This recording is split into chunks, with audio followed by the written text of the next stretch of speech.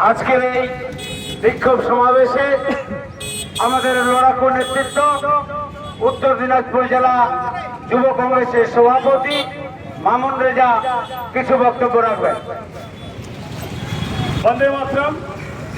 আপনারা জানেন বাংলায় এসআইআর চালু হয়েছে। ভারতবর্ষের বিজেপি ও বাংলার শাসক দল তৃণমূল তারা চেয়েছিল এসআইআর এর নামটা যেন ভোট ব্যাংকের রাজনীতিতে পরিণত করা যায়, যেমনটা আমরা দেখেছিলাম 2021 বিধানসভা নির্বাচনের সময় এনআরসির নামে সাধারণ মানুষের মধ্যে ধর্মীয় বিভাজনের রাজনীতি করে ভোট লুট করেছিল তৃণমূল। আজকে পুনরায় সেই একই পরিস্থিতি সাধারণ মানুষ, বিশেষ করে সংখ্যালঘু যারা ভাই রয়েছে তাদেরকে ভয় দেখিয়ে তৃণমূল তাদের ভোট লুট করার চক্রান্ত তৈরি করেছিল। কিন্তু সাধারণ মানুষ বর্তমানে সজাগ, সাধারণ মানুষ এখন বুঝতে পারছে বাংলার মুখ্যমন্ত্রী মমতা বন্দ্যোপাধ্যায় দ্বিচারিতা, তাই তারা তৃণমূলের ভয়, তৃণমূলের যে প্রলোভন, তৃণমূলের যে ফাঁদ, সেই ফাঁদে পায়ে দেয়নি। তাই একের পর এক নাটক করে যাচ্ছেন মাননীয় মুখ্যমন্ত্রী মমতা বন্দ্যোপাধ্যায়। আমরা দেখলাম তিনি প্রথমে বললেন এসআইআর বাংলায় হবে না, এসআইআর হলে আমি বেঁচে থাকতে হবে না। আজকে তিনি বেঁচে আছেন, জ্যান্ত আছে, তারপরেও এসআইআর হলো। আজকে তিনি বেঁচে আছেন, তারপরেও ওয়াকআপ হলো।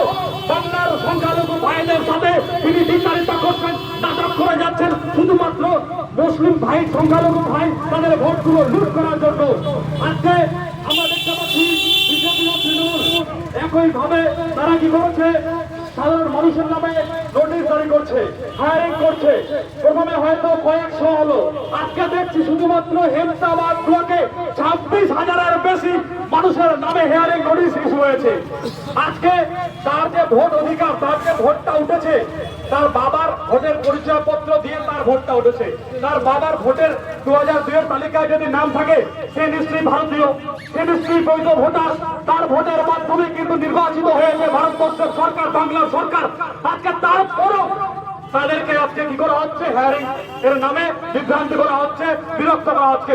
আজকে তারই প্রতিবাদে আমরা বিক্ষোভ সমাবেশ আপনাদের সামনে উপস্থিত হয়েছি।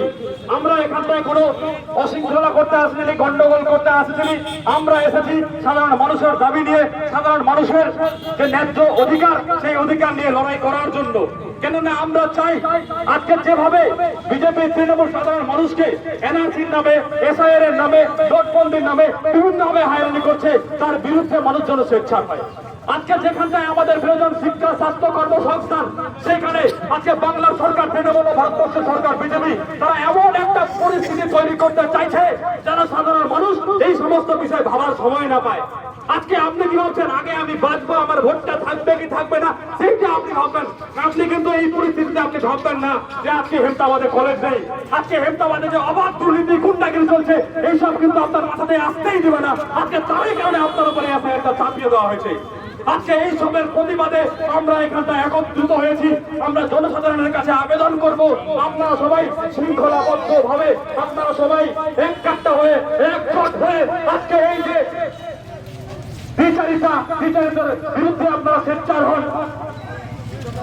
কেননা এসআইআর এর নামে আজকে সাধারণ মানুষকে দিনের পর দিন হয়রানি করা হচ্ছে। আজকে আমরা দেখতে পাচ্ছি কিছু গর্ভবতী মায়েরা রয়েছে, কিছু বয়স্ক ব্যক্তি রয়েছে, কিছু আজকে অসুস্থ মানুষ, আজকে হ্যান্ডিক্যাপ মানুষ রয়েছে। আজকে তাদেরকেও প্রেসারাইজ করে, হিয়ারিং এর নাম করে, আতঙ্কিত করে তাদেরকেও ডাকা হচ্ছে, তাদেরকেও বিরক্ত করা হচ্ছে। আজকে অনেক আমাদের ভাইয়েরা এখানে যেহেতু কর্মসংস্থান নেই, শুধু ঢপের চপ আছে, চপ শিল্প, চা শিল্প আছে, তাই তাদের কর্মসূত্রে যেতে হচ্ছে হরিয়ানা, পাঞ্জাব, দিল্লি। আজকে তারাও আতঙ্কিত। এই যে পুরো পরিবেশ, এমন একটা পরিবেশ তৈরি করে দিয়েছে, তারাও আজকে আতঙ্কিত। আজকে যারা হয়তো কর্মসূত্রে বিহার, ঝাড়খণ্ড, কলকাতা বিভিন্ন জায়গা রয়েছে, আজকে তাদের উপরেও একটা নির্যাতন করা হচ্ছে, জুলুম করা হচ্ছে। এই জুলুম এর ইনসাফ কিন্তু আপনাদেরকেই করতে হবে, এর জবাবটা কিন্তু প্রশাসনকে দিতে হবে। আজকে তাই আমরা এখানটায় ঐক্যবদ্ধ হয়েছি। একটা পরিষ্কার ভাবে আমরা হুঁশিয়ারি দিতে চাই যে আপনাকে এটা সুনিশ্চিত করতে হবে, যারা গর্ভবতী মায়েরা রয়েছে, যারা অসুস্থ ব্যক্তি রয়েছে, বয়স্ক ব্যক্তি রয়েছে, হ্যান্ডিক্যাপ রয়েছে, তাদের হিয়ারিংটা বাড়ি বাড়ি গিয়ে সুনিশ্চিত করতে হবে। আজকে পর্যাপ্ত সময়ের আগে মানুষকে হিয়ারিং এর নোটিশটা কিন্তু দিতে হবে। আজকে হিয়ারিং এর নামে মানুষকে বারবার বিভ্রান্তি করা চলবে না। কারো বাবার নাম যদি 2002 সালের ভোটার তালিকায় থেকে থাকে, তার ভোটার তালিকা যখনই সে ইস্যু করবে সঙ্গে সঙ্গে তার ভোটটা উঠিয়ে দিতে হবে। আজকে আমরা দেখতে পাচ্ছি কারো হয়তো 2002 এর তালিকায় নাম আছে, তারপরেও তাকে ডাকা হয়েছে। এই সমস্ত যে চক্রান্ত, তার বিরুদ্ধে কিন্তু আমরা রুখে দাঁড়িয়েছি। আপনাদেরকেও জবাবটা প্রশাসনের কাছে চাইতে হবে। আজকে বিশেষ করে টার্গেট করা হচ্ছে সংখ্যালঘু ভাইদেরকে। আজকে বাংলার মুখ্যমন্ত্রী মমতা বন্দ্যোপাধ্যায় আজকে সংখ্যালঘু ভাইদেরকে এসআইআর এর নামে ভয় দেখিয়ে ভোট লুট করার চক্রান্ত করছে। তাদের বিরুদ্ধে আপনাদেরকে সজাগ হতে হবে। জয় হিন্দ, বন্দে মাতরম। আমি আর বেশি কথা বললাম না। এখন আপনাদের সম্মুখে কিছু কথা বলবেন হেমতাবাদ ব্লক কংগ্রেসের লড়াকু সভাপতি তাজিমউদ্দিন তালুকদার মহাশয়।